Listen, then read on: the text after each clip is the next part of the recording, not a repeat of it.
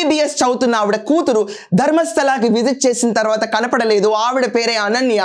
ఇంతమంది dead bodies దొరుకుతున్నాయి అని చెప్పి న్యూస్ బయట దొరుకుతుంది కాబట్టి ఒకవేళ వాళ్ళ కూతురు డెడ్ బాడీ కూడా అక్కడ బరియల్ చేసుంటే వెతికితే నా డిఎన్ఏతో సహా మ్యాచ్ చేసి నాకు ఇవ్వండి, నా కూతురు అంత్యక్రియలు చేసుకుంటాని ముసలావిడ కోర్టును అప్రోచ్ అయ్యి కేసు ఫైల్ చేశారు ఆవిడ కూతురు కోసం. ఇదంతా కాకుండా మనం చూసుకుంటే 16th group of advocates they have filed a petition saying ఏంటంటే ఈ విజిల్ బ్లోయర్ ఇచ్చిన ఇన్ఫర్మేషన్ బయట మీడియాకి ఎక్కువ లీక్ అయిపోయింది అండ్ విజిల్ బ్లోయర్కి సేఫ్టీ తక్కువైపోయింది, ఇష్టం వచ్చినట్టు చిలవల పలవలుగా రాసేస్తున్నాడు, దీన్ని కంట్రోల్ చేయాలని చెప్పి ది ఫైల్డ్ పిటిషన్ ఆల్సో.